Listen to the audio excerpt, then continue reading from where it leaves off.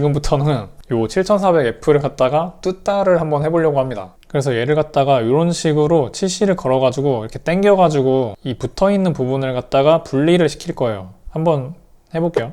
안녕하세요, 민티저입니다. 오늘은 아무도 몰랐던 AMD의 신형 CPU죠. 라이젠 5 7400F를 가져왔습니다.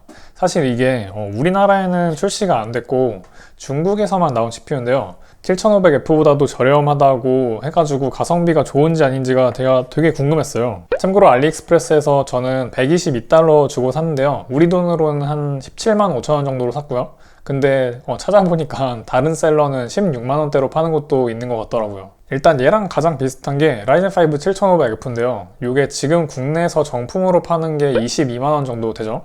그러니까 단순히 계산하면은 한 5만원 정도 양쪽 간의 차이가 나는데요. 쓰다가 만약에 고장이 나면은 AS는 없다고 봐야 되는 게 좀 차이점이 있는 거죠. 그리고 스펙을 비교해보면은 이렇게 차이가 나요.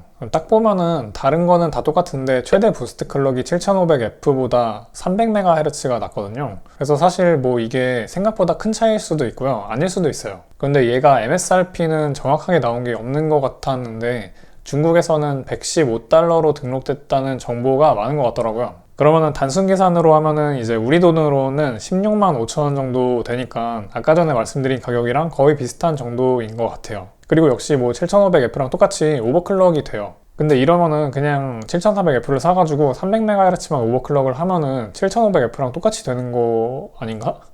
근데 그 전에 기본적인 상태에서 성능 차이가 어느 정도 나는지 먼저 알려드릴게요. 일단 CPU의 전체 성능을 측정하는 시네벤치 릴리즈 23을 돌려봤는데요. 멀티코어 점수는 13400점에 싱글코어는 1700점 정도 나왔어요. 참고로 동일한 환경에서 7500F는 멀티코어 점수는 14000점 정도 나왔는데 요거 싱글코어는 제가 한 줄 알았는데 안 했더라고요. 근데 제가 찾아보니까 대략적으로 한 1800점 정도 나온다고 보시면 될 것 같아요. 그래서 벤치마크 툴 상에서는 성능 차이가 없지는 않은데요. 이 정도 레벨 CPU는 사실 게이밍용 가성비로 쓰려고 사는 거잖아요. 그러니까 어떻게 보면은 게임 성능에만 큰 차이가 없으면은 뭐 문제가 엄청 큰 건 아니죠. 그래서 게임 테스트도 돌려봤어요. 일단 배그부터 보시면요. 왼쪽이 라이젠 5 7500F고 오른쪽이 7400F인데요. 그렇게 뭐 막 생각보다 차이가 많이 안 나죠? 참고로 그래픽카드는 지포스 RTX 4080에다가 해상도는 풀 HD고요. 그리고 배그 포함해서 앞으로 보여드리는 모든 게임 다 풀옵션으로 한 건데요. 차이가 생각보다는 별로 안 나요. 뭐 평균 프레임 기준으로 하면은 한 2% 정도? 그리고 하위 1% 프레임은 그냥 똑같이 나오고 있어요. 배그가 CPU 영향을 되게 많이 받는 게임인데도 이 정도로 차이가 없는 게 좀 의아하긴 한데 다음 게임 사이버펑크 2077도 확인을 해보면은 요거는 이제 더 차이가 없어서 그냥 양쪽이 같은 CPU로 여러 번 테스트했다고 얘기해도 믿을 정도로 차이가 없는 결과가 나왔어요. 뭐야 이거? 그냥 5만원 싸게 7400F 사는 게 게이드가 아닌가? 근데 그렇게 생각하다가 CPU 온도를 한번 슬쩍 봤는데 야 이거는 뭐지? 온도 차이가 10도가 차이 나요. 심지어 7400F가 작동 클럭도 300MHz가 더 낮아서 온도도 착해야 정상일 것 같은데 야 왜 반대로 가는 거지? 일단 이거는 기억을 해두시고요. 먼저 5가지 게임 테스트 결과부터 보여드리면은 이렇게 나왔는데 정말 생각보다 차이가 없는 느낌이죠. 근데 얘는 뭐지? 섀도우 오브 더 툼레이더는 오히려 7400F가 더 높게 나오기도 했네요. 근데 사실 뭐 이 정도는 오차범위라고 생각해도 되는 수준이라서 그냥 똑같다고 보시면 될 것 같아요. 근데 아까 전에 사이버펑크 테스트에서 온도 차이가 한 10도 정도 났었잖아요. 참고로 제가 테스트 했을 때 썼던 쿨러는요. 요 싱글타워 공랭 쿨러 요거거든요. 근데 똑같은 쿨러로 다 테스트를 했는데도 온도 차이가 나는 게 이유가 있었어요. 제가 검색을 해보니까 이게 다른 7000번대 CPU들이랑은 좀 다르게 CPU 코어랑 히트 스프레더 사이를 갖다가 인듐 솔더링이 아니라 그거보다 조금 더 저렴한 솔루션으로 변경을 했다고 하더라고요. 그러니까 쉽게 말하면은 이 코어에서 발생하는 열이 좀 느리게 식혀진다는 뜻이 되는 거죠. 아무래도 클럭을 300MHz 낮췄으니까 열은 덜 날 거잖아요. 그러니까 이 쿨링 솔루션을 싼 걸로 바꿨다는 건데요. 사실 생각을 해보면은 이거는 좀 원가 절감을 하려는 목적보다는 7500F랑 등급을 좀 분명하게 구분하기 위해서 이렇게 만들지 않았을까 하는 생각이 들어요. 왜냐면은 안 그랬으면은 아무도 7500F를 안 살 테니까 그러지 않았을까요? 그런데 이렇게 만들었으면은 우리 입장에서는 7400F의 온도를 낮춰주면 간단하죠. 그래서 바로 커브 옵티마이저 설정을 해봤어요. 참고로 저는 기가바이트의 X870 어로스 엘리트 메인 모드를 써가지고 테스트를 했는데 만약에 A620 칩셋을 쓰고 계시면은 커브 옵티마이저 옵션은 없을 거예요. 그게 이제 B650 칩셋 이상부터 할 수 있는 설정이라고 보시면 되고요. 그래서 저는 네거티브 30으로 설정을 해줬어요. 그렇게 하고 나서 이번에는 시네벤치를 10분 동안 계속 돌려보니까 확실히 커브 옵티마이저 성능이 확실하죠. 적용 전에는 CPU 온도가 최고 90도까지 찍었었던 게 최고 70도까지로 무려 20도가 낮아졌습니다. 거기에 추가로 소비 전력도 85W 정도 먹었었던 게 65W 정도로 낮아져서 20W나 줄어들었어요. 사실 근데 요즘 워낙 그래픽카드가 먹는 전력량이 높아서 CPU는 좀 세발의 피 느낌이긴 한데 어쨌든 효과가 엄청 크긴 하죠. 참고로 쿨러는 바뀐 거 없이 계속해서 그 싱글타워 공랭 쿨러로 한 거예요. 자, 근데 그러면은 이렇게 온도를 많이 낮췄으니까 낮춘 만큼 더 추가로 오버클럭도 할 수 있지 않을까요? 그래서 제가 200MHz 더 올려봤는데요. 바이오스에서 PBO 부분에 이렇게 CPU 부스트 클럭 오버라이드라는 부분이 있어요. 이거를 파지티브로 바꾸고 200으로 설정을 하면은 최대 부스트 클럭이 200MHz 더 올라간다는 뜻이 되는데요. 그러면 얘가 원래는 최대한으로 올라갔던 게 4.7GHz였는데 4.9GHz까지도 올라가는 거죠. 그렇게 되면은 이제 7500F랑 차이가 100MHz 밖에 안 나게 되는 거죠. 근데 7500F도 똑같이 할 수 있는 거니까 의미가 없는 거 아니냐 그러실 수도 있는데 7400F의 성능을 최대한으로 뽑아보자는 측면에서 해보는 거라고 생각을 해주시면 될 것 같아요. 그래서 이렇게 바꾸고 다시 시네벤치를 돌려보니까 확실히 클럭은 4.95GHz 이 정도까지 올라가는데요. 역시나 그만큼 따라서 온도도 올라가가지고 최대 88도까지 찍고 있는 게 보여요. 근데 이게 사용을 아예 못할 정도까지는 사실 아니고요. 그래서 게임 테스트도 다시 해봤는데 똑같이 5개의 게임으로 비교를 해보니까 근데 이 정도 가지고는 그렇게 의미 있는 성능 차이가 나오지는 않는 것 같았어요. 아까 전에 기본 상태에서 비교했던 거랑 별 차이가 없죠? 그냥 1, 2프레임 정도 올라간 거 말고는 차이가 없어서 그냥 동일하다고 봐도 될 것 같은데 시네벤치 멀티코어 테스트에서는 성능이 올라가긴 했어요. 지금 보시면은 맨 왼쪽이 7400F 기본에서 돌린 거고 중간이 200MHz 부스트 추가한 거 그리고 맨 오른쪽이 7500F인데요. 기본 상태보다는 확실히 오버클럭 준 게 전체 성능이 올라가긴 해요. 그래서 이거를 100분율로 보면은 이렇게 되는데 7400F 기본 상태를 100%로 잡으면요 이렇게 4% 정도 성능 향상이 있었습니다. 그래서 200MHz 오버클럭을 하면은 7500F랑 차이가 한 1% 정도밖에 안 되니까 거의 비슷하다고 볼 수 있는데요. 저는 여기서 조금 더 욕심이 나더라고요. 7400F가 확실히 온도가 더 높은 거는 맞는데 그래도 조금 더 오버클럭을 버텨줄 수 있을까 싶어서 5.2GHz까지 클럭을 더 높여봤어요. 이거면은 이제 기존에 원래 기본 상태보다 500MHz를 더 올리는 거고 그리고 7500F보다도 오히려 최고 클럭이 200MHz 더 높아지는 상황이 되는 거죠. 참고로 아까 전에 했었던 그 CPU 부스트 오버라이드 기능에서는 최대로 높일 수 있는 한도가 200MHz였거든요. 그래서 이번에는 그렇게는 안 하고요. 전압은 이제 안 건드린 상태로 배수만 딱 52로 바꿔봤어요. 보통은 오버클럭 할 때 클럭 올리고 CPU 코어 전압도 같이 올려주는 게 일반적이긴 하잖아요. 근데 얘는 이미 엄청 뜨거운 놈이라 가지고 전압까지 올리면은 싱글타워 공랭 쿨러로 감당이 안 될 것 같아서 클럭만 올려봤어요. 참고로 이렇게 고정 배수로 오버클럭을 하면은 커브 옵티마이저나 아니면 부스트 오버라이드는 작동을 안 해요. 아무튼 그렇게 하고 배그를 돌려봤는데 대박이죠? 7500F랑 비교를 해서 평균 프레임, 하위 1% 프레임 둘 다 올라갔는데요. 하위 1% 프레임이 특히나 많이 올라가서 거의 한 10% 정도? 그 정도 성능 차이가 나고 있어요. 자, 근데 클럭을 올리니까 당연히 온도도 올라가서 배그 돌리는데 CPU 온도가 61도? 그래서 양쪽 간에 한 15도씩이나 차이가 납니다. 그런데 어쨌든 오버클럭하고 나서도 5가지 게임 성능 비교를 해봤거든요. 근데 이번에는 7500F를 확실히 이겼죠. 특히 툼레이더 같은 거는 평균 프레임은 한 10% 정도? 이렇게 올라갔는데 생각보다 오버클럭 했던 효과가 상당히 있는 것 같아요. 그런데 역시나 이제 또 온도는 감당 안 될 수준까지 올라가거든요. 그래서 시네벤치 돌린 거 보시면은 클럭은 5.2GHz로 이렇게 딱 잘 나오지만 온도가 장난이 아니죠. 100도가 넘어가지고 101도까지도 나오고 있는데요. 야, 이거는 좀 너무한데? 여기 CPU에다가 이제 라면물 올려도 되는 온도인 거죠. 야, 이거는 좀 너무하긴 하네, 진짜. 그래서 제가 여기다가 이제 CPU 코어 전압을 오히려 반대로 더 낮춰봤어요. 바이오스에 보시면은 아래쪽에 V코어 전압 부분이 있는데 이거를 이제 픽스된 고정 전압으로 가져갈 수도 있지만요. CPU V코어 부분을 이제 노멀로 바꾸고 그렇게 되면은 바로 아래에 다이나믹 V코어 부분이 활성화가 돼요. 여기서 기본 전압을 기준으로 해서 이제 몇 볼트를 올리고 내릴 거냐를 정할 수가 있어요.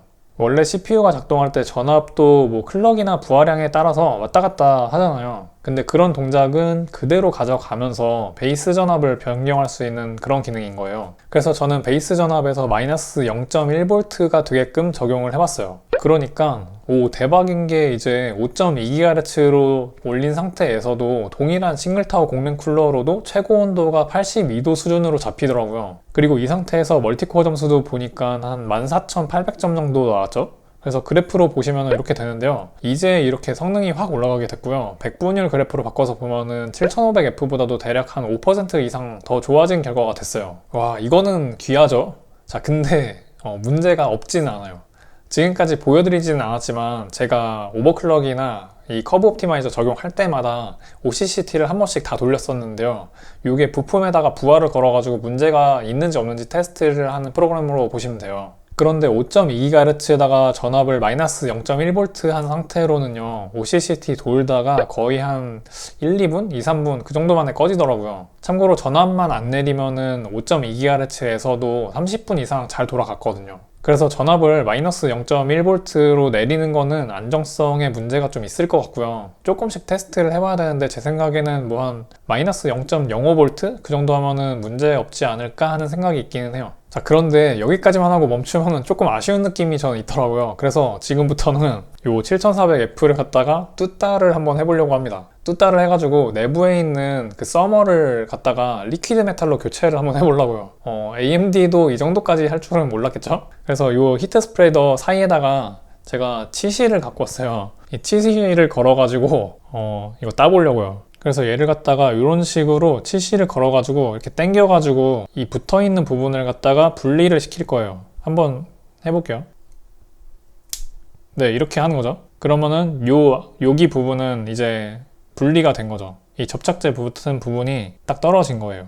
이런 식으로 따가지고 뚜껑을 열어보려고요. 제가 이거를 낚싯줄로도 한번 시도를 해봤는데요. 낚싯줄로 하니까 오히려 낚싯줄이 끊어지더라고요.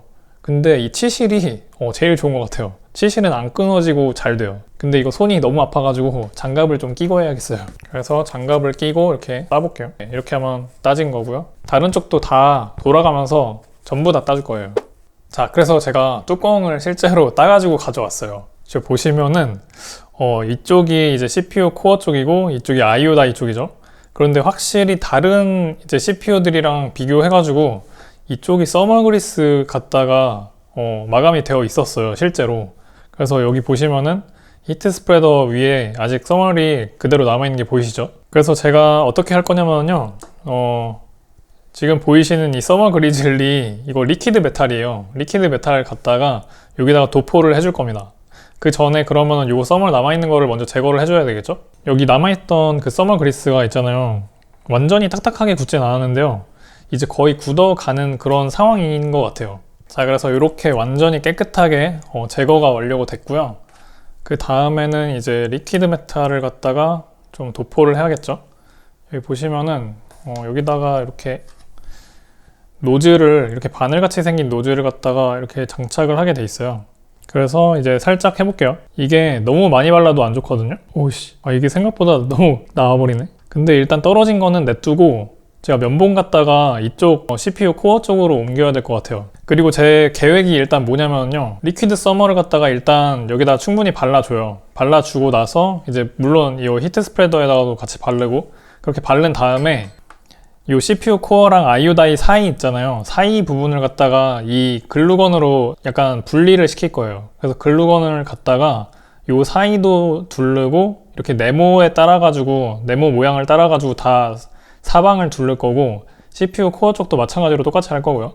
그렇게 해야지만 아마 이 리퀴드 메탈이 다른 쪽으로 안 흐르도록 좀 그나마 최소한의 방어가 될 것 같아요. 안 그러면은 이 리퀴드 메탈은 얘가 굳지를 않기 때문에 이 CPU를 갖다가 수직으로 장착을 하면은 밑으로 막 줄줄 흐를 수도 있거든요. 그렇게 되면은 이제 뭐 쇼트나고 난리가 날 수가 있기 때문에 그런 식으로 좀 마감을 하려고요.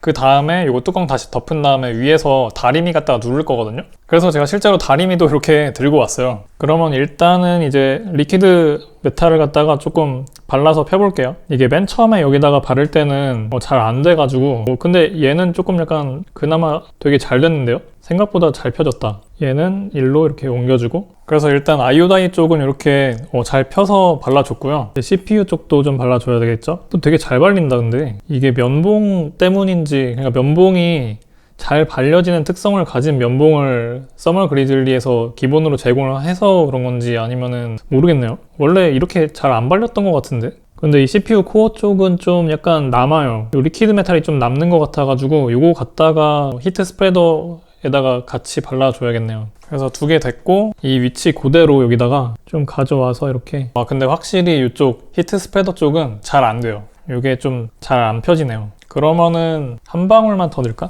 한 방울만 살짝 더 넣을게요. 이렇게.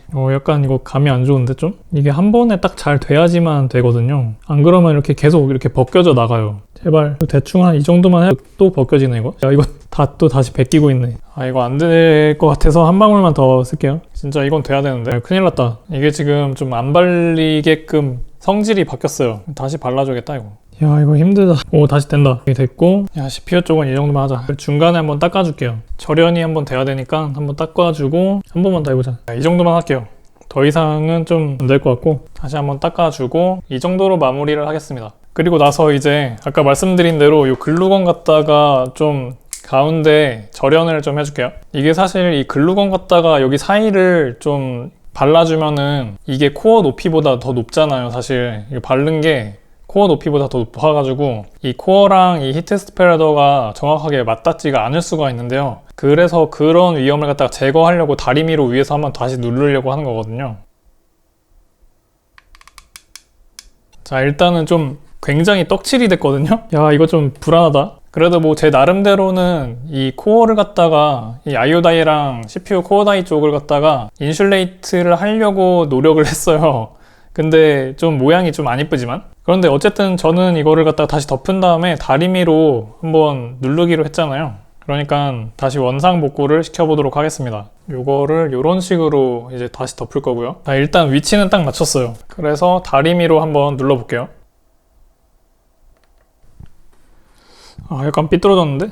이게 된 건지 안 된 건지. 일단 지금 CPU가 굉장히 열을 많이 받아가지고 조금 기다려 줄게요. 자, 그래서 여러분 어쨌든지 간에 제대로 뚜껑을 덮긴 덮었어요. 근데 사실 이 안에서 어떤 일이 일어났는지는 그것까지는 잘 모르겠는데 일단 메인보드에다가 끼워가지고 테스트를 한번 해봐야 될 것 같아요. 그래서 어쨌든 마무리는 잘 됐고요. 개조를 시킨 다음에 다시 시네벤치를 돌려봤어요.